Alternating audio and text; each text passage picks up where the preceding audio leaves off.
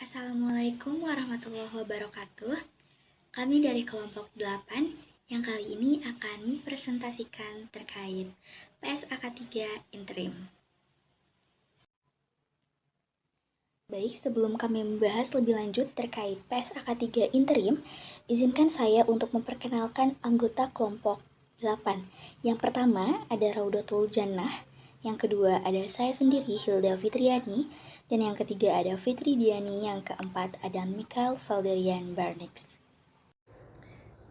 Kemudian ada tujuan dalam PSAK 3 tentang laporan keuangan interim, di mana dalam tujuan pernyataan ini adalah menentukan isi minimum laporan keuangan interim serta prinsip pengakuan dan pengukuran dalam laporan keuangan secara lengkap atau ringkas untuk periode interim, di mana dalam pelaporan keuangan interim yang bersifat tepat waktu dan andal ini dapat meningkatkan kemampuan investor, kreditor, dan pihak lain untuk memahami kapasitas entitas dalam menghasilkan laba dan arus kas, serta keadaan dan likuiditas keuangannya. Selanjutnya ada ruang lingkup. Ruang lingkup pertama, pernyataan ini tidak mengatur entitas mana yang disyaratkan untuk menerbitkan laporan keuangan interim, seberapa sering atau seberapa lama setelah akhir periode interim. Namun, pemerintah, regulator pasar modal, dan bursa efek ini seringkali mensyaratkan entitas yang efek utang atau efek ekuitasi ini diperdagangkan di bursa efek untuk meningkatkan laporan keuangan interim. Karena pernyataan ini diterapkan jika entitas disyaratkan atau memilih untuk menerbitkan laporan keuangan interim sesuai dengan SAK. Selanjutnya, ruang lingkup kedua, yaitu setiap laporan keuangan, baik tahunan atau interim, dievaluasi kepatuhannya terhadap SAK.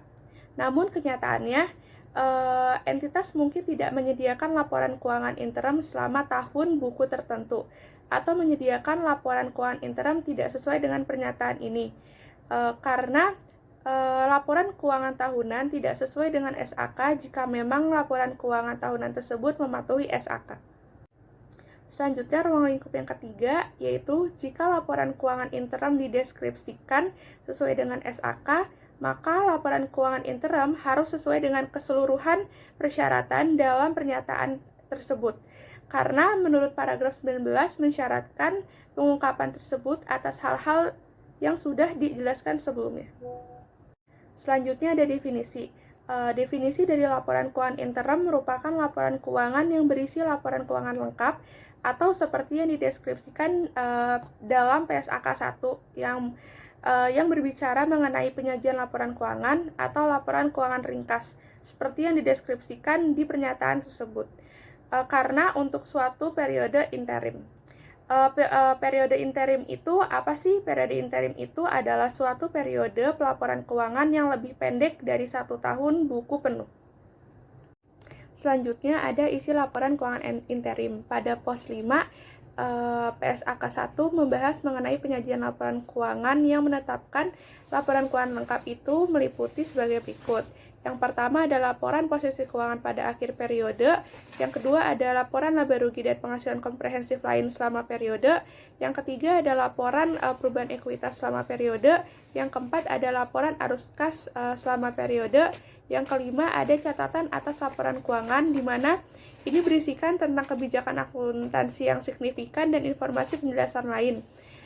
Informasi penjelasan lain itu seperti informasi komparatif mengenai periode terdekat sebelumnya sebagaimana yang ditentukan dalam PSAK 1 pada paragraf 38 dan 38A.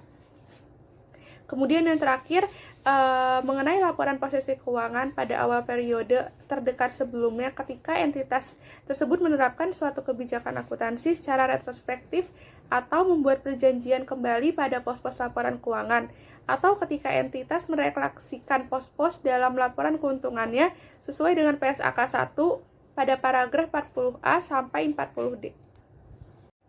Selanjutnya pada pos 6, ini membahas terkait dengan masalah ketepatan waktu dan pertimbangan biaya serta untuk menghindari pengulangan informasi yang telah dilaporkan sebelumnya, di mana entitas ini disyaratkan atau memilih untuk menyediakan informasi yang lebih sedikit pada tanggal interim dibandingkan dengan laporan keuangan tahunan, karena pernyataan tersebut menetapkan isi minimum laporan keuangan interim, yaitu meliputi laporan keuangan ringkas dan catatan penjelasan tertentu. Pada pos 7, tidak ada satupun dalam pernyataan ini yang dimaksudkan untuk melarang atau menghalangi entitas dalam menerbitkan laporan keuangan secara lengkap, sebagaimana yang sudah dideskripsikan dalam PSAK 1 terkait penyajian laporan keuangan. Karena pada panduannya, pengakuan dan pengukuran dalam pernyataan tersebut juga diterapkan dalam laporan keuangan secara lengkap untuk suatu periode interim, dan laporan keuangan tersebut akan meliputi keseluruhan pengungkapan yang disyaratkan oleh pernyataan tersebut sebagaimana yang disyaratkan oleh PSAK lain. Selanjutnya ada komponen minimum laporan keuangan interim. Pada pos 8 ini membahas terkait laporan keuangan interim minimum mencakup beberapa komponen.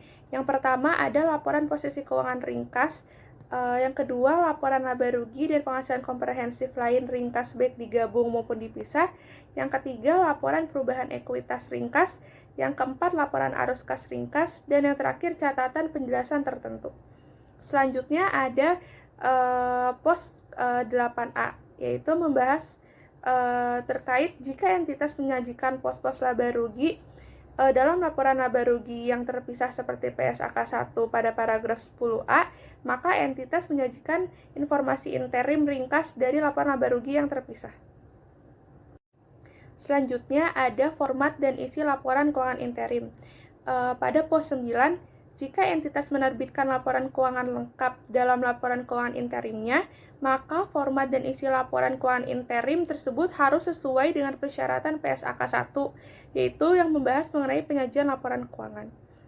Kemudian pada pos 10, jika entitas menerbitkan laporan keuangan secara ringkas dalam laporan keuangan interimnya, maka laporan keuangan ringkas tersebut harus mencakup minimum seperti judul dan subjumlah yang termasuk dalam laporan keuangan tahunan terkini dan catatan penjelasan tertentu sebagaimana yang disyaratkan oleh pernyataan ini.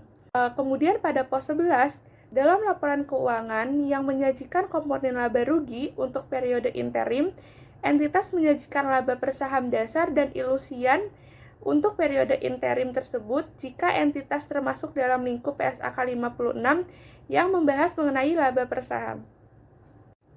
Selanjutnya, pada pos 11A, jika entitas menyajikan pos-pos laba rugi dalam laporan laba rugi terpisah, sebagaimana yang dideskripsikan dalam PSAK 1 tentang penyajian laporan keuangan paragraf 10A, maka entitas menyajikan laba per saham dasar dan ilusian dalam laporan laba rugi itu secara terpisah. Kemudian, pada pos 12, PSAK 1 yang membahas terkait penyajian laporan keuangan ini memberikan panduan tentang struktur laporan keuangan, di mana pedoman diimplementasikan PSAK 1 yang mengilustrasikan cara penyajian laporan posisi keuangan, laporan laba rugi komprehensif, dan laporan perubahan ekuitas. Baik, di sini ada peristiwa dan transaksi signifikan, yaitu pada paragraf 15, entitas mencakup dalam laporan keuangan interim penjelasan tentang peristiwa dan transaksi yang signifikan untuk memahami perubahan posisi keuangan dan kinerja entitas sejak akhir periode pelaporan tahunan terakhir. Lalu pada paragraf 15A, pengguna laporan keuangan interim entitas akan memiliki akses terhadap laporan keuangan tahunan terkini entitas. Oleh karena itu, tidak diperlukan catatan atas laporan keuangan interim yang memberikan pemutakhiran yang tidak signifikan terhadap informasi yang telah dilaporkan dalam catatan atas laporan keuangan dan laporan keuangan tahunan terkini.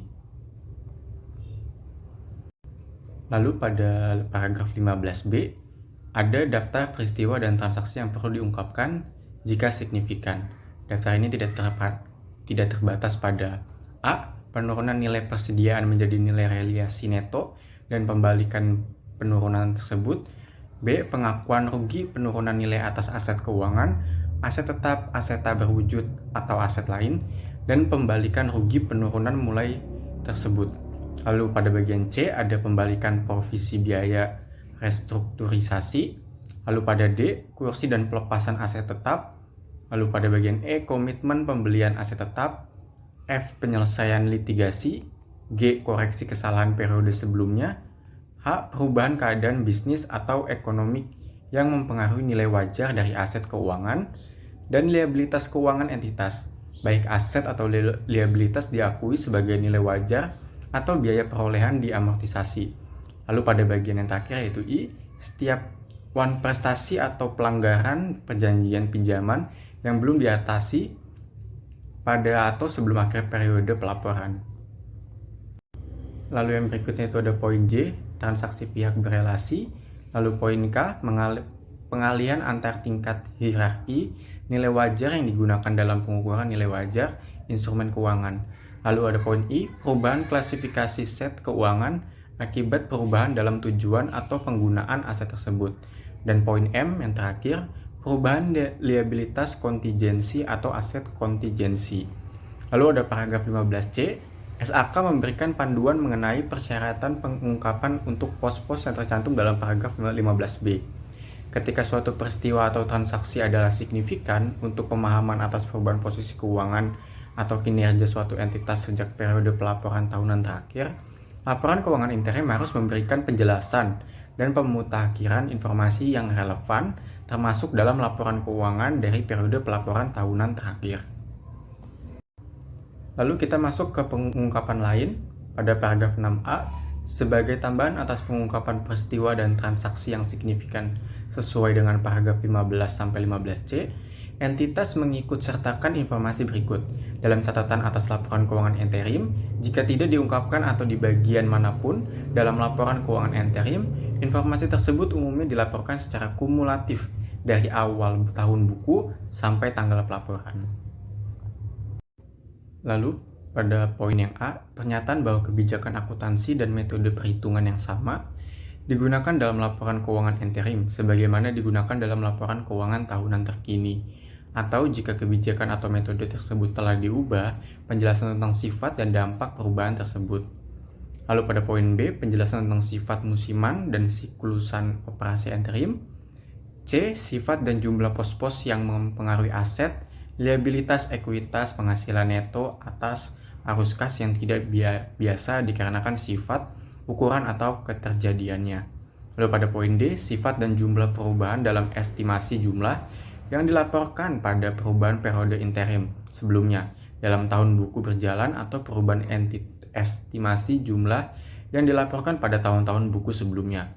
Lalu ada poin E, yaitu penerbitan pembelian kembali dan pembayaran kembali efek utang dan efek ekuitas. Lalu pada poin F ada dividen yang dibayarkan, yaitu gabungan atau per saham secara terpisah untuk saham biasa dan saham lain. Lalu ada poin G, pengungkapan informasi segmen diisyaratkan dalam laporan keuangan interim hanya jika PSAK 5 segmen operasi mensyaratkan entitas untuk mengungkapkan informasi segmen dalam laporan keuangan tahunannya. Lalu poin H, peristiwa setelah akhir periode interim yang belum tercermin dalam laporan keuangan untuk periode interim tersebut. Lalu poin I, dampak perubahan komposisi entitas selama periode interim termasuk kombinasi bisnis, perolehan atau hilangnya pengendalian atas entitas anak, dan investasi jangka panjang, restrukturisasi, dan operasi yang dihentikan. Dalam hal kombinasi bisnis, entitas mengungkapkan informasi yang disyaratkan oleh PSAK 22 kombinasi bisnis. Lalu pada poin J, untuk instrumen keuangan, pengungkapan tentang nilai wajar yang diisyaratkan oleh PSAK 8, pengukuran nilai wajar pada paragraf 91-93. Lalu ada PSAK 60, instrumen keuangan, pengungkapan paragraf 25, 26, dan 28-30. Lalu pada poin K, untuk entitas yang menjadi atau berhenti menjadi entitas investasi, sebagaimana didefinisikan dalam PSAK 65, laporan keuangan konsolidasian, maka pengungkapan diatur dalam PSAK 67, pengungkapan kepentingan dalam entitas lain, pada paragraf 9b. Lalu ada pengungkapan kepatuhan terhadap SAK, yaitu pada paragraf 19. Jika laporan keuangan interim mematuhi pernyataan ini, maka fakta tersebut diungkapkan. Laporan keuangan interim tidak dapat dinyatakan mematuhi SAK, kecuali laporan keuangan mematuhi seluruh persyaratan SAK. Lalu ada periode laporan keuangan interim yang disyaratkan untuk disajikan. Pada paragraf 20, laporan keuangan interim mencakup laporan keuangan untuk periode sebagai berikut. A. Laporan posisi keuangan per akhir periode interim berjalan dan laporan posisi keuangan komparatif per akhir tahun buku terdekat sebelumnya. B. Laporan laba rugi dan penghasilan komprehensif lain untuk periode interim berjalan dan secara kumulatif untuk tahun buku berjalan sampai tanggal interim. Dengan laporan laba rugi dan penghasilan komprehensif lain komparatif untuk periode interim yang dapat dibandingkan dari tahun buku terdekat sebelumnya. Lalu pada poin C, laporan perubahan ekuitas secara kumulatif untuk tahun buku berjalan sampai dengan tanggal interim. Dengan laporan perubahan ekuitas komparatif untuk periode awal buku sampai tanggal pelaporan interim dari tahun buku terdekat sebelumnya. Laporan arus kas secara kumulatif untuk tahun buku berjalan sampai dengan tanggal interim. Dengan laporan arus kas komparatif untuk periode awal tahun buku sampai tanggal pelaporan interim dari tahun buku terdekat sebelumnya. Lalu pada paragraf 21, untuk entitas yang bisnisnya bersifat sangat musiman, informasi keuangan untuk 12 bulan sampai dengan akhir periode interim, dan informasi komparatif untuk periode 12 bulan sebelumnya dapat digunakan. Sejalan dengan hal tersebut, entitas yang bisnisnya bersifat musiman dianjurkan untuk mempertimbangkan pelaporan informasi tersebut sebagai tambahan informasi yang disyaratkan dalam paragraf terdekat sebelumnya. Lalu pada paragraf 22, bagian A dari contoh ilustratif yang terlampir dalam pernyataan ini mengilustrasikan periode yang disyaratkan untuk disajikan oleh entitas yang melaporkan dalam periode sementara dan entitas yang melaporkan dalam periode triwulan.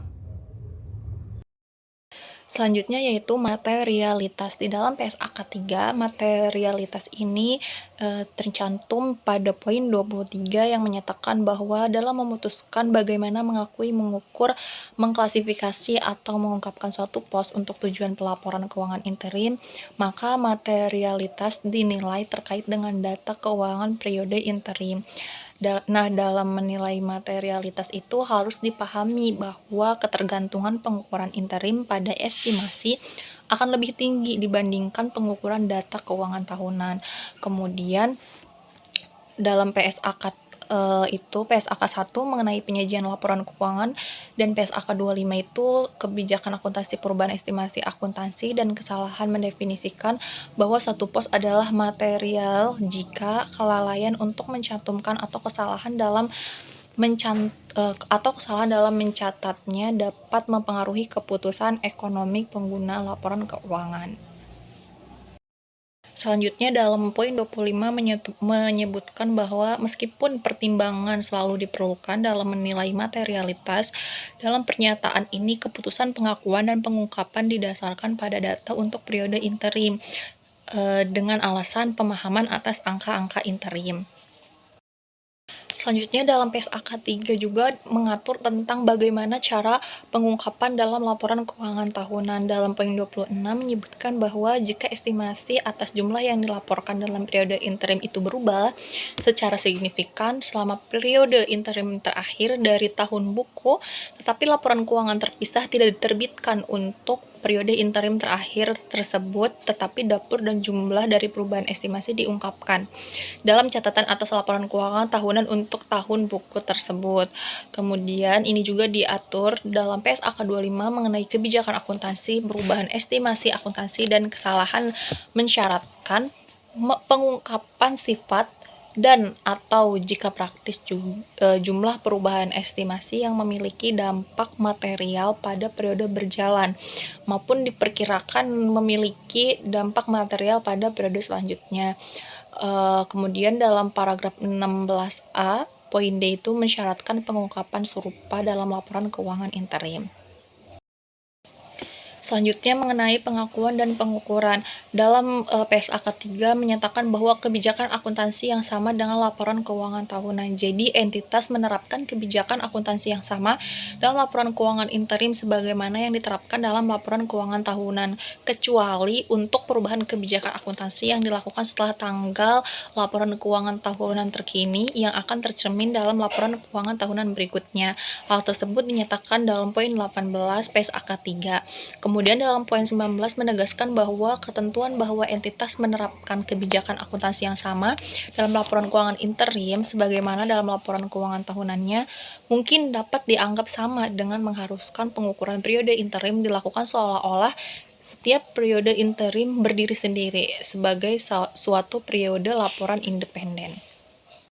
Sebagai ilustrasi dari pengakuan dan pengukuran itu terdapat dalam poin 30 yang menyatakan bahwa prinsip untuk mengakui dan mengukur kerugian dari penurunan persediaan, restrukturisasi atau penurunan nilai pada periode interim adalah sama dengan prinsip yang digunakan entitas jika entitas hanya menyusun laporan keuangan tahunan. Kemudian ada juga biaya yang tidak memenuhi definisi aset pada akhir periode interim tidak ditangguhkan dalam laporan posisi keuangan untuk menunggu informasi masa depan apakah biaya tersebut telah memenuhi definisi aset atau untuk memeratakan laba selama periode interim dalam suatu tahun buku.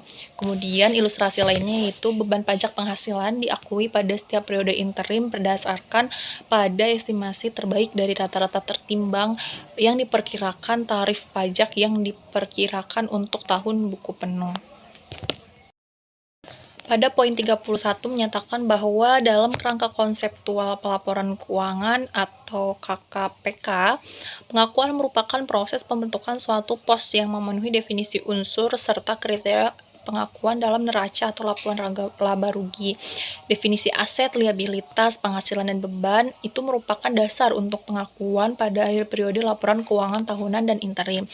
Nah, untuk aset sendiri, pengujian yang sama atas manfaat ekonomi masa depan diterapkan pada tanggal interim dan pada akhir tahun buku. Biaya yang berdasarkan sifatnya tidak memenuhi kriteria sebagai aset pada akhir tahun buku tahunan tidak akan memenuhi kriteria sebagai aset pada tanggal interim.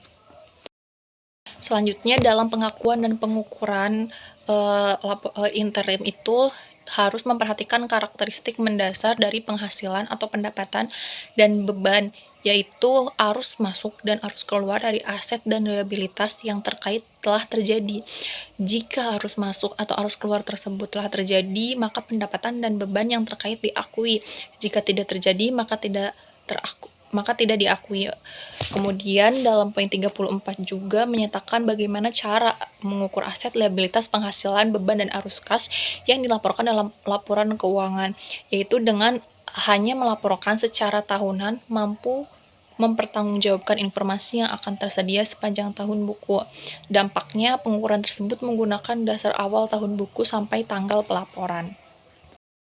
Adapun pengakuan dan pengukuran bagi entitas yang melaporkan secara semesteran yaitu menggunakan informasi yang tersedia pada pertengahan tahun atau tidak lama setelahnya dalam melakukan pengukuran dan laporan keuangan untuk periode semester pertama serta informasi yang tersedia pada akhir tahun atau tidak lama setelahnya untuk periode 12 bulan. Nah, pengukuran periode 12 bulan akan mencerminkan kemungkinan perubahan estimasi jumlah yang dilaporkan untuk periode 6 bulan pertama. Kemudian juga dijelaskan dalam poin 36, entitas yang melaporkan lebih sering daripada secara semesteran mengukur penghasilan dan beban dengan dasar awal tahun buku sampai tanggal pelaporan untuk setiap periode interim dengan menggunakan informasi yang tersedia ketika menyusun setiap laporan keuangan. Adapun pendapatan yang diterima secara musiman, siklusan, atau tidak teratur dalam suatu tahun buku tidak diantisipasi atau ditangguhkan pada tanggal interim.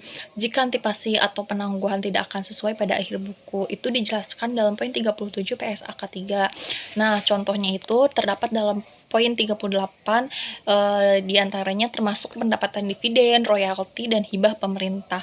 Kemudian di samping itu beberapa entitas secara konsisten memperoleh pendapatan yang lebih pada periode interim tertentu dalam tahun buku dibandingkan periode interim lain. Sebagai contohnya yaitu pendapatan musiman pengecer, pendapatan tersebut diakui pada saat terjadinya.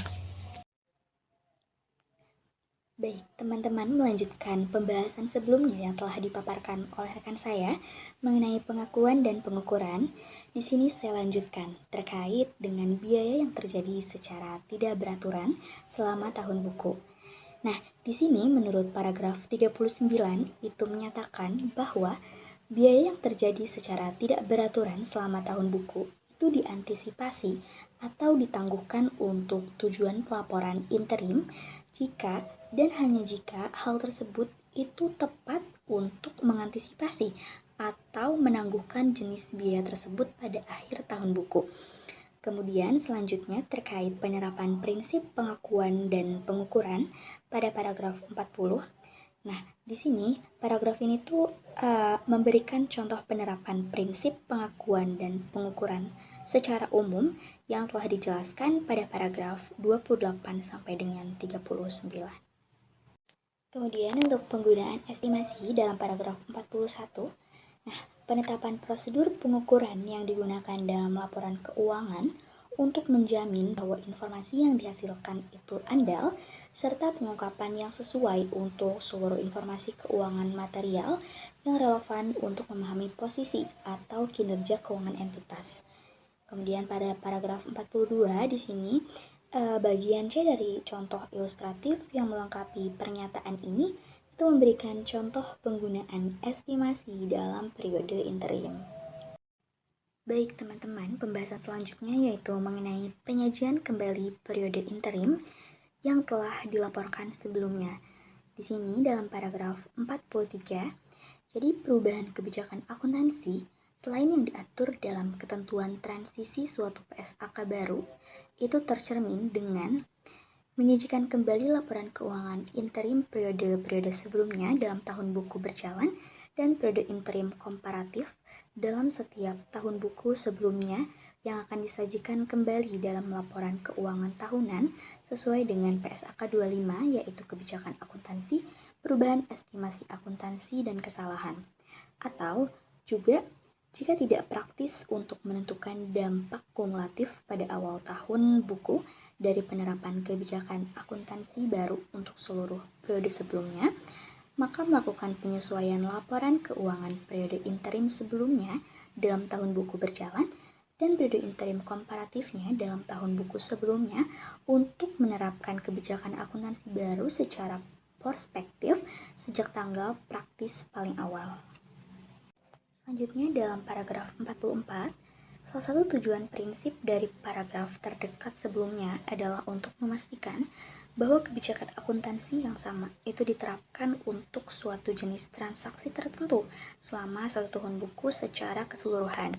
Kemudian untuk paragraf 45, jika perubahan akuntansi boleh dicerminkan per tanggal interim suatu tahun buku, berarti bisa saja nih terdapat dua kebijakan akuntansi berbeda yang diterapkan atas suatu jenis transaksi tertentu dalam tahun buku tersebut. Pembahasan selanjutnya yaitu tanggal efektif. Di sini dalam paragraf 46, jadi pernyataan ini berlaku untuk periode tahun buku yang dimulai pada atau setelah tanggal 1 Januari 2011. Nah, menurut paragraf 46A, entitas menerapkan penyesuaian atas paragraf 05, 08, 08A, 11A, 15, 15A sampai C, 16 sampai 18, kemudian 16A, 20, 27, 35, dan 36 itu secara retrospektif dan paragraf 16A, J secara prospektif untuk periode tahun buku yang dimulai pada atau setelah tanggal 1 Januari 2015. Kemudian untuk pada paragraf 56, di sini PSAK 3, laporan keuangan interim mengamandemen paragraf 16A.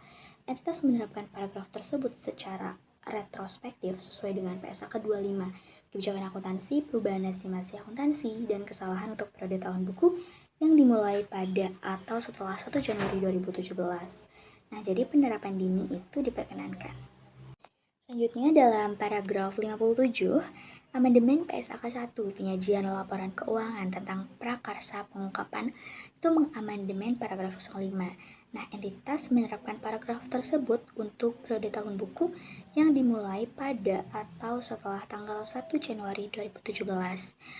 Penerapan ini diperkenankan. Pembahasan selanjutnya yaitu mengenai penarikan. Di sini dalam paragraf 57A, pernyataan ini itu menggantikan PSAK 3 tahun 2000 yaitu laporan keuangan interim. Baik teman-teman, itulah presentasi dari kelompok kami yaitu kelompok 8. Kurang dan lebihnya mohon maaf. Wassalamualaikum warahmatullahi wabarakatuh.